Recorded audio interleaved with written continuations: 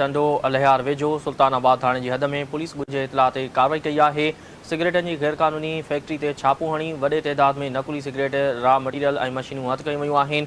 छापे दौरान फैक्ट्री ते मौजूदु अमलो फरार थी वियो। का बि गिरफ़्तारी अमल में न आई आहे। अव्हांखे आगाह करे रहिया आहियूं पुलिस कार्रवाई जे हवाले सां त टंडो अलहयार वेझो सुल्तानाबाद थाणे जी हद में पुलिस ॻुझे इतला ते कार्रवाई कई आहे। सिगरेटनि जी गैरकानूनी फैक्ट्री ते छापो हणी वॾे तइदाद में नकुली सिगरेट, रॉ मटीरियल ऐं मशीनूं हथ कयूं वयूं आहिनि।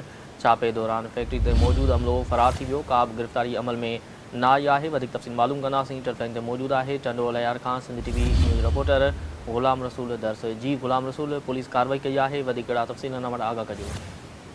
जी बिल्कुलु आग में टंडो अलहयार वेझो जेको सुल्तानाबाद थाणे जी हद में इंटेलिजेंस बेस ते बेस कार्रवाई जेका थी आहे जंहिंमें गैर कानूनी सिगरेट जी जेका फैक्ट्री हुई उन फैक्ट्रीअ ते जेको आहे छापो हणियो आहे।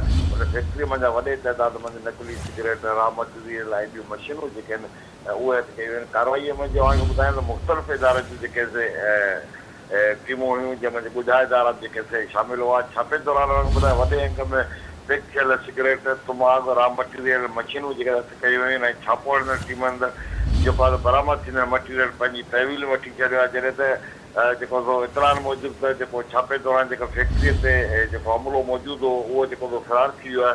जंहिं तव्हांखे ॿुधायां त हिन वक़्तु ताईं जेको कंहिं क़िस्म जो जेको केस वग़ैरह जेको आहे उन दाख़िल थियण लाइ जेके इतला जेके आहिनि उहे न मिली सघिया आहिनि। जी ठीकु आहे ग़ुलाम रसूल, तफ़सील ॾियण लाइ वॾी महिरबानी।